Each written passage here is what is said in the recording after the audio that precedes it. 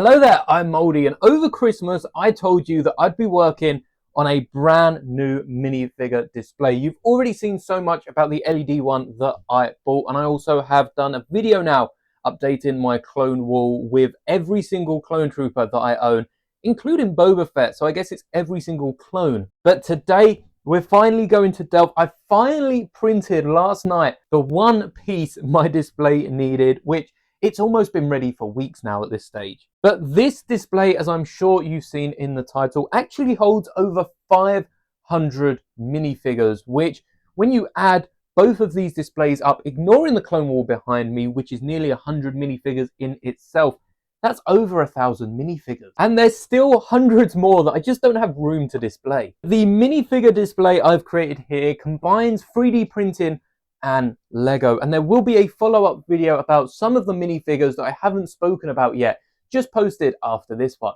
But first up, let's take a closer look, because something you're not going to notice from too far away is the fact that this entire display is modular, which is something that drew me to doing this in the first place, because I know it's going to be so annoying wanting one specific minifigure and trying to get them back without ending up knocking down basically every other figure. Each of these display stands is basically just an elongated 3x4 CMF display plate. But these clip into 3 stands that are positioned, one at each end and one in the middle of each of the 6 modules that make up this entire display. And each one of these holds up to 14 minifigures. Now, each display brick, as we're going to refer to them, holds 7 of these. So already, that's a lot of minifigures, 98 off the top of my head. And considering there are 6 blocks in here, that's almost 600 minifigures. 588 if my math is correct. But out the front, I have another 3 of these displays, one with some other rubber elements and minifigures you'll look at in a different video, and one with my other custom rubber capes, which again, there's an old video on the channel if you do want to see that. Like all of these minifigures that are in fact 3D printed. So with these 6 blocks and these 3 extra, that's 630 minifigures in this area, where originally the ballpark I think was around 300 minifigures with my old Lego Star Wars display. And though this look isn't going to be for everyone, because a lot of the minifigures, like you can see, are on the side, covering up a little bit of the figure themselves and a lot of the Marvel, DC, and even City minifigures, with that female hairpiece that locks it in place, is really, really annoying because you don't get to angle the head like any other figure. But looking towards my clone troopers, which are at the front, really, really efficient way of displaying them compared to just standing them on a base plate. And even if you don't have a 3D printer, perhaps using some of them CMF display plates like I have now converted my LED unit just above is going to save you a lot of space. Because with the old display that I have built here on the channel, and there are a ton of videos with the upgrades I made to that, all these minifigures would just about fit in both of these units. And even then, this is an IKEA Kallax unit, and I've removed the middle wall to expand upon some of my displays. That's 4 units which you can buy by itself, filled up with Lego minifigures, and you've seen the tub that I've still got filled. So not only does this help me save a bit of space when displaying pretty much all my Star Wars minifigures that aren't used elsewhere, I've also got all my CMF series which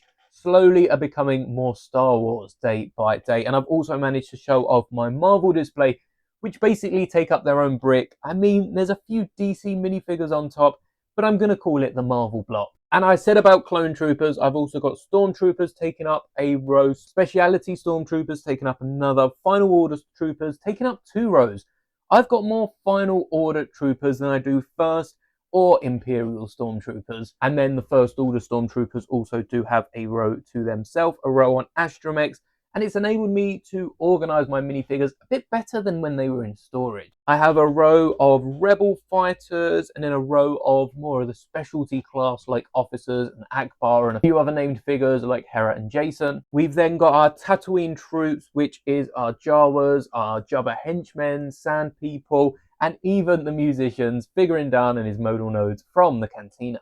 If you are lucky enough to own a 3D printer yourself, which is an amazing piece of software, this has all been printed off the Maker World on Bamboo Lab. This isn't even my design, so I definitely urge you to take a little look and see what people have already created, because the solution might already have been done. I've decided to bring it to the desk so you can get a better look than where it was in the unit, which is quite enclosed, because if we go round to the left, you get a better idea at how this whole block has been built up. So each of these stands is on Maker World or Bamboo Lab. I'm not really quite sure what it's called. You'll be looking for a minifigure stand or brick minifigure display stand, something like that, by a creator called Penelope Bolnick. I'll try to leave the link in the description. There is a total of 6 of them here, but for the back 3, I have them raised on this Lego contraption at the back, which is using a few spare bricks that I have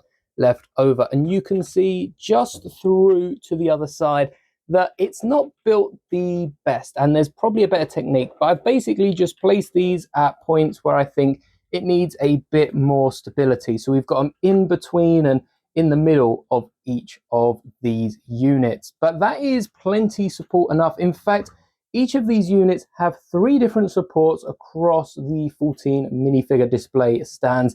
And I realized for the final one, which is this clone trooper down here, I only actually needed to print 2 of them. So I could have saved up on so much filament and printed these a lot quicker. And if you are connecting them side by side, you can also use the middle piece to connect the 2 side by side. But then it's a whole block, it's a bit harder to move. And I quite like the way I've managed to do it. But you can see, compared to just one minifigure down here at the front, there is a load of minifigures on this display stand, and it really allows you to cram a ton of them into one small space. Like the unit I've got all of these displayed in, it's a really compact way and looks a little bit better than just having them flat on a wall on either a base plate or an acrylic stand. It gives some depth to the minifigures, and you can still see the heads and torsos of the minifigures above, even if you're level with this display. So if you're looking for a new way to display your minifigures, I definitely recommend giving it a go.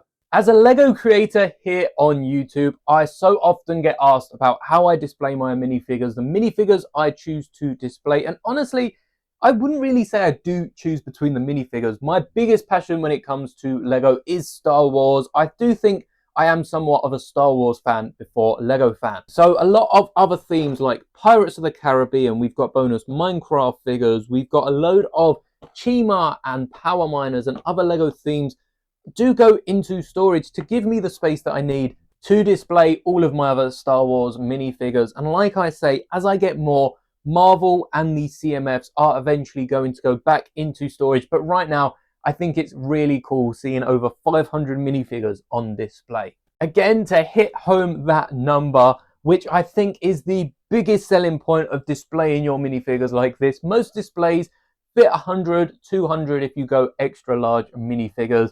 I've got nearly 600 minifigures in there. I don't exactly have 14 minifigures per row on every single row, and some figures like Astromechs, and if you own a big fig, that's going to take up a lot of space. But being able to display minifigures looks really, really nice. Almost just as good as the ships themselves built in Lego. So I highly recommend it. Give it a shot. And like I said, that can be built out of Lego bricks using the CMF bases. If you would like a tutorial on that, let me know. But that is all for today's video. Stick around. There will be another upload today. I know 3 videos in a day, almost unheard of. But at least I got to upload one of those yesterday. I will try to link it at the top of your screen, but either way, there'll be 2 really cool videos for you to check out after this one. Thank you so much for making it to the end, and may the bricks be with you always.